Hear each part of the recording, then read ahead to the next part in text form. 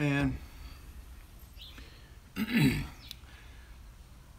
just realized I started this live feed, and both the dogs are out here. This is probably going to end poorly, but until it doesn't end poorly, we'll. Hey, Food Mucho Worry. I got both the dogs out here. It's clearly a tactical error because I think we all know how poorly this ends. So while you guys are jumping in, well, I'll let them. We'll see how it plays out. Maybe we don't have to interrupt this. So there has been. Let me take these off. So there's been a fair amount of talk, probably the past couple of months relative to e-logs and how that's going to impact driver pay relative to miles and that sort of thing. I've seen a fair amount of discussion on a lot of the other kind of social media boards about drivers complaining about pay rates, all that kind of stuff. Blue Wolf, that's funny. So I thought I would kind of go into it from a business perspective. Now, let's talk about some disclaimers first off. So kind of first disclaimer is, I think we would all agree, the numbers I'm going to kind of put up are just, we're going to kind of keep it at a high level so we don't go into crazy detail and start having guys going, well, but my company does this different, right? We're going to keep things at relatively high percentages just for ease of the argument. But I want to explain why companies pay drivers the way that they pay them, and kind of maybe give you guys a perspective from this side of the steering wheel. So with that, I apologize. I know a few guys are jumping in. Let me kind of dive into this, and then I'll say hello a little bit later. So I'll put the link into the video once this goes on the recorded side after the live feed on the rendering. But you can go to atri-online.org, and these guys pull up a fair amount of detail relative to truck costs for carriers, owner-operators, and things of that nature. And it's a kind of interesting, well, if you're a numbers guy, it's kind of an interesting read. Let me see if I can find a couple things that I thought you guys might let's set a baseline. So the baseline is going to be this.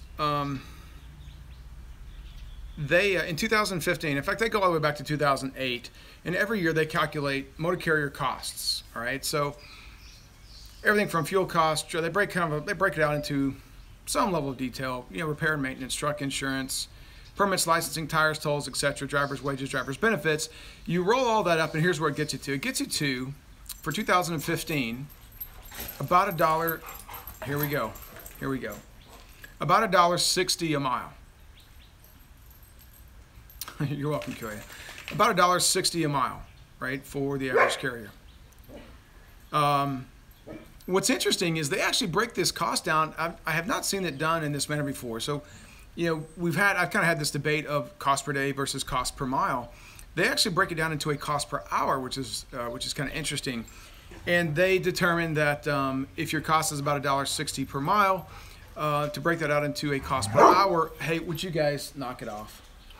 It's about $64 per hour. Now, the question I guess I didn't get is that operating hour, is that based on 24 hours? How do they break that down into a per hour cost? But I thought that was kind of interesting as well, just relative to some of the conversations we've had in the past. Obviously, that $1.60 a mile rolls up into 100% of the cost, right? So if that is 100% of the cost for just the truck, right, just the truck. So if the average carrier's cost, that's what these guys are saying, based on the respondents to this survey, their average is about $1.60 per mile. So how do we break that down from let's talk about a business budget, right? So everybody's familiar with their household budget, right? I have the real estate, I have the mortgage, I have the rent, I have electricity bills, all that sort of stuff. Let's kind of break it down into a high level from maybe a company example. So let's start. So we're going to break down to 100% of the budget. And where this is going to take us is why drivers are paid what they're paid at, and what are they paid at is probably another question.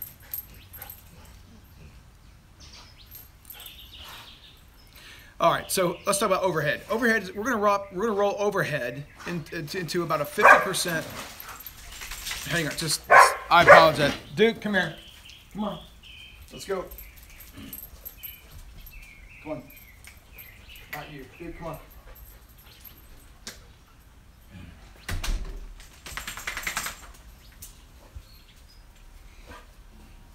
Every time. Every single time. I knew it was a tactical error. All right, so here we go. Overhead. We're going to break down overhead. Overhead's going to kind of fall into that real estate, right? The office, the yard, those types of facilities. You know, electric bills, water, you name it, all that kind of stuff. Benefits, G&A, IT, software, computers, attorneys, accountants, spare parts, tires, you name it, that kind of stuff. Training, all that sort of stuff, safety manuals, all that stuff kind of is going to get lumped into overhead, and that's going to be about 50% of the cost. Right now, again, these numbers can fluctuate up or down. We're kind of talking big round numbers here. If overhead and all those sorts of things fall into that 50% category, what leaves us next? Well, we're going to add about 5%, which is about a pretty average budget for a company for marketing. Now, if you're a small business, you're and you're not in transportation, maybe that number is going to be a little bit higher. Maybe that number is going to average about 7 to 8%. I know in the technology space, it's about 7 or 8% of every dollar that's earned. And so for us, we'll just use 5%, right? And that's going to be marketing for the company, marketing to customers, marketing for drivers on job boards, all that sort of stuff that involves marketing. We're going to throw that into 5%. So now we're at about 55%. If we sort of get into driver wages are going to equate to about 30% of revenue. So these numbers that we're talking about, guys, is roughly of revenue, right? So if you bring in $1 of revenue, 50% of that's going to go to overhead. 30% is going to go to driver wages. Marketing is going to be 5%. We got some other miscellaneous stuff that we're going to go in there, and let's assume that the average company is going to be making about 12% profit. That could be high if you look at some of the public companies in our space. That could be low, and that goes into a lot of variables, right? So we're going to take some averages here. So driver wages is going to equate to about 30%, right? So how does that break down, right? And what does that break down to? The ATRI, again, getting back to that $1.60 a mile. So let's take driver wages, and let's try to figure out what is the average driver going to make based on the company's revenue, if that makes sense. All right, so at $1.60 a mile, which is what ATRI says is the average cost per mile for carriers that responded to this survey. If the company wants to make 12% of profit, multiply $1.60 times 12%, you're going to get about $1.79. Excuse me, you're going to get about 19 cents is what you're going to get. You're going to add that 19 cents to your $1.60, you're going to get about $1.79, right? So now that company needs to be generating, invoicing, billing a customer about $1.79 to make their 12% of profit, okay? So that $1.79, let's assume that the average driver is going to drive about 100,000 miles, okay? If we're making $1.79 in revenue times 100,000, that's $179,000 of revenue, okay? If the driver's wage is 30% of that cost, and that is really, and just so you guys know, that's really typical. That's a pretty average number. If you kind of look at technology companies, other industries, other vertical markets, you're going to find salaries are going to range from about 26% all the way up to probably as high as about 35%. So, drivers are above average on the percentage scale of what companies typically allocate for wages. All right, so drivers are ahead of that, right? Ahead of that average scale for other verticals at 30%. I believe the ATRI in this example that they gave, I believe their number was 31%, right? So we're very much in the bar. In fact, yes, it is. I see it right there, about 31%. And they have benefits, and they're at 8%. So by the time you look at driver wages as well as benefits, I mean, you're almost at 39% of revenue of every dollar that a company is going to make. So now so get back to your number of $179,000 of revenue at 30% of the dollar. Okay, multiply your 179 times 30, you're going to get about $54,000, right? It is. So 53,700, I think is what I got down here. So for those that say the company is getting rich, right? The company is getting rich off of me, and they're holding company drivers down and that sort of thing. Again, maybe some companies are, maybe they're not. In this particular case, take your 12% of margin, take your same $179,000 of revenue generated by that truck. 12% of margin is going to equate to about what do I write down? $21,500. Okay, is what the company is going to make. Driver's going to make about 54. Company's going to make a little over 20. Okay. Yesterday we had some conversation. I've seen this other conversation as well in the past several months about hourly wages, especially with e-logs and that sort of thing coming. That's been a topic that's been debated. We've heard other companies talking about just doing flat salaries and that sort of stuff, right? How do we get there? So I ran those numbers. So if a driver is going to work 48 hours out of the year, 48 weeks out of the year, excuse me. So 48 weeks out of the year, if they're going to work 70 hours a week, and let's be honest, if a driver was paid by the hour, if we ask drivers today, how many hours a week do they work, some might say out of their 70, they work less, some work more, that sort of thing. We all would agree that every driver is going to magically work 70 hours a week if they're paid hourly, right? I think we would all probably agree with that.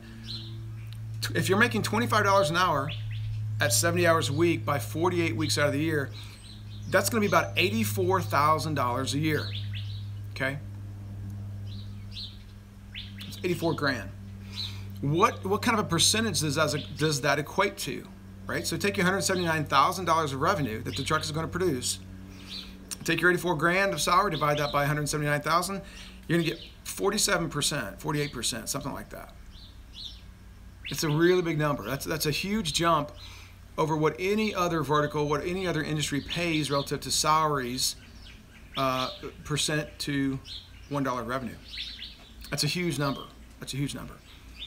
I saw a forum last night where I don't know how he came up with this number, but he said, hey, I should be paid $36 an hour. It's a pretty random number, but okay. $36 an hour, 70 hours a week by 48 weeks, $121,000. Take your $121,000, divide that by your $179,000 of revenue to the truck, almost 70%, right? Almost 70%. Those are some big round numbers, guys, how that would equate. In that example, right, that company is going to be losing a significant amount of money. They're not going to be in business long. All other things being equivalent, right? If their percentage of profit is about 12%. I think you could argue that at $25 an hour for the driver, that company is probably out of business as well. Again, that's in this example. Some companies might be positioned better, so they have direct customers. Maybe their profit margins are significantly higher. Let's assume that their profit margins are double, right? 24%. I still don't know that they're going to be in business at. Yeah, they probably would be actually. That probably would drop that 47% down to back around in the low 30s or something like that.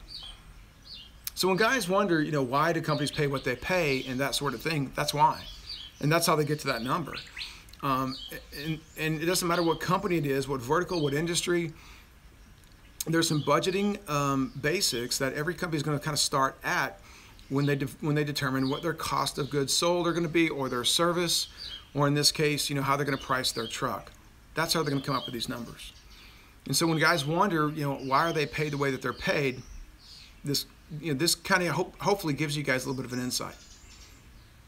Money matters. And you're right, Bill Hunter, money matters to the company, it matters to the drivers and everybody in between. I mean, we all would agree with that, right, for sure.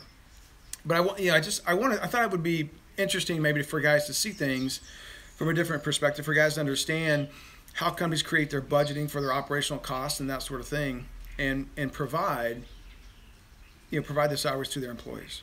So I don't know if that's beneficial. I don't know if that's a different view than you guys are used to, accustomed to seeing. So for those drivers that are making significantly less, hey Briggs, knock it off. For those guys that are making significantly less, hang on, what are you saying, Ike? There, you did your number. Ike says I did my figure when I was at Masonite Snyder. I was getting $25 an hour, but that was a contract. Yeah, right? And that's a good example, right? Because I think you were hauling some dedicated stuff, or kind of dedicated stuff, right?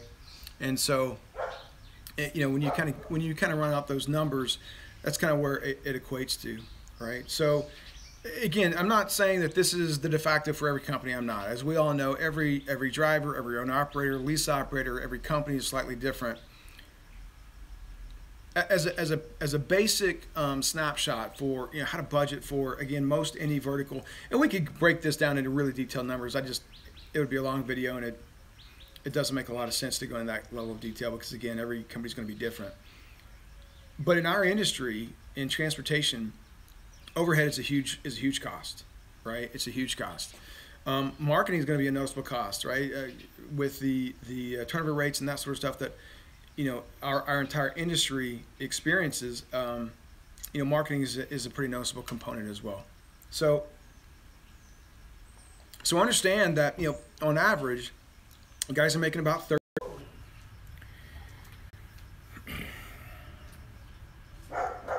Sorry, phone call. So I thought I would break it down into a percentage standpoint, because again, it doesn't matter when I work for other companies. You know, we always feel like we're underpaid, right? I think most of us.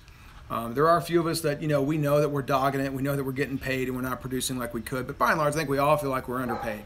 And so when you break it down to a percentage of every dollar of revenue, and you understand what you know, what other industries look at and those verticals look at, I hope this makes a little bit more sense, you know, and how you guys see what the numbers look like. So again, right, on 12% profit for a company where the driver is making around 30% of every dollar of revenue, that driver's going to make almost 54 grand in a year, right? So if you're making more than that, right, and it depends on your company, their profit margin, their revenue, and all that kind of stuff. But this is a pretty good data point because, again, this comes from ATRI, and they do a lot of pretty interesting stuff. ATRI is, you know, American Transportation Research Institute, so they have quite a few studies out. I'll post a link after this video renders if you guys want to go check this out. Like I said, there's some good, interesting reads relative to how carriers operate and that sort of stuff if you want to run some of your own numbers and what have you. But I thought this might be a little bit beneficial. Let me try to jump and answer a few questions, then I'll bolt out of here really quick. Give you guys your afternoon back. Why do you think there are only a few companies that pay percentage versus cost per mile? So that's a good question. I think as we have talked to drivers perceive, if you talk to 100 drivers, I think you probably hear about 15% of drivers want to be paid on a percentage of the load, and the rest want to be paid on cents per mile. Now that's kind of my very small data sample, because with percentage comes a really significant amount of risk for the driver. Right now, everybody would want to, I would think most people would want to be paid on a percentage of the load because rates are good, right, for the past 4, 5, 6 months. The past 5 years, I don't think too many people want to be paid on a percentage unless there's a dedicated customer or those types of things, right, because rates have been so poor. So when rates are poor, carriers are running on really thin margins as it is. Do you really want to take that risk? And the last thing I'll say from a business standpoint, there's a lot of arguments to be made to that. You sort of get into that argument, I think, of, you know, is the employee a business partner or are they an employee? And so I think that line starts to get a little bit muddied at that particular at that point too. But I think by and large, I think most drivers don't want to take that risk. Again, if you want to take risk, if you want to be in the risk game as a driver, well, then you probably want to look at that lease op model or the owner operator model, right? I mean, I think the carrier company driver model is probably better suited for those guys that don't want that risk, right? That don't want to share that. That's a good question though, Trucker Steve. And I guess I'll throw that question back to you guys. Would you guys be interested in percentage of pay? Again, right now, yes, but answer that question over the past 2 years, right? Look at that data sample for the past 2 years, and not knowing what E-Logs is going to do to our industry, not knowing what rates are really going to do. You know, do you really want to be percentage based or not? Yeah, exactly right, E Street. Run the route that pays 400 grand in revenue. John Hall says he likes the hourly approach to come to other career fields. Compare. I'm not sure what you're asking there, John. Charles, how are you? Bill Hunter's in the house. Food mooch. Briggs gonna get wet. Yeah, he's in and out of the pool.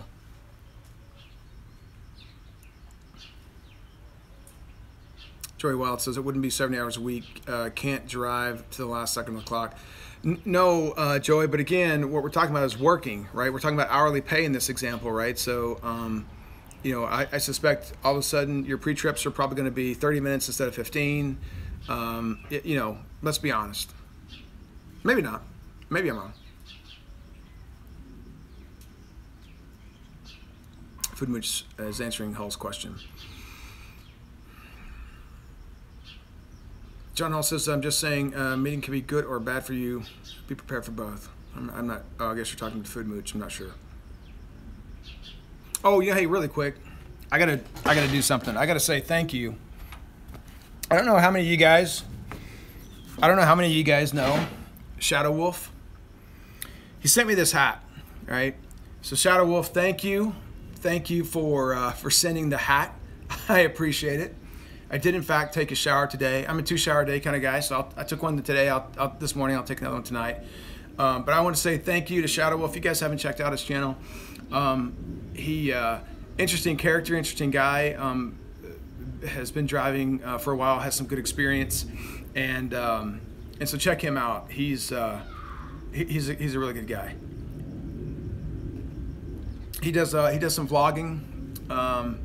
He's got some good advice relative to over the road. So Shadow Wolf, thank you very much. All right, let me jump down on a few more questions and we'll bail. Hey, Mark, how are you, man? You coming in just, yeah, Striver Pay explained. That's easy. Set up all pay, company, lease op, intercompany. Pay them enough to survive, yet not enough to buy a truck. Pay enough so they can't go anywhere. Yeah, that's one way to look at it, right?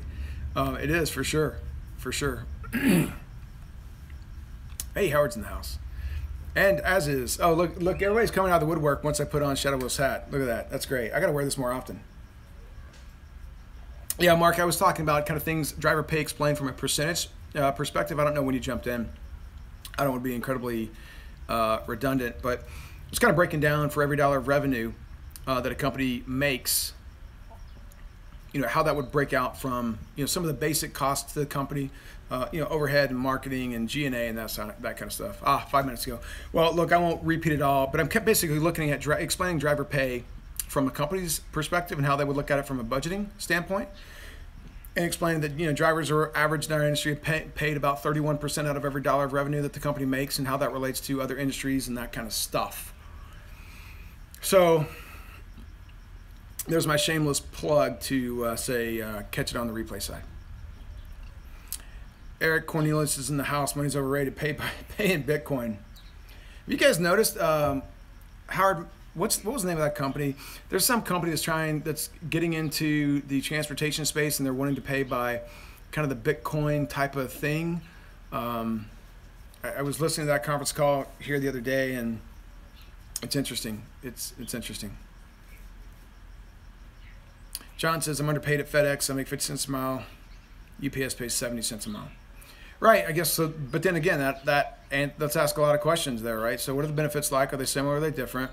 What's your home time like? I'm guessing you're probably home, pretty frequently. And what are the miles like?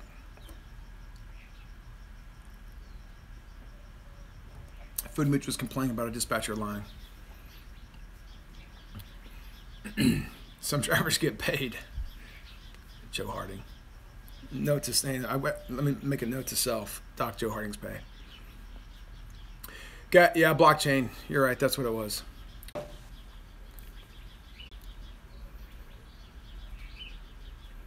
All right, so that was my son. I put him to voicemail to wrap this up. Baseball practice is done, so I'm off to go grab him. That's kind of it. Driver pay explained from a company standpoint relative to percentages, with a few dollars thrown in there. So if hopefully that's helpful, feel free to throw some comments down in the comment section below, and we'll go there. As always, my opinion, this side of the steering wheel. If you guys are making miles, stay safe, take care.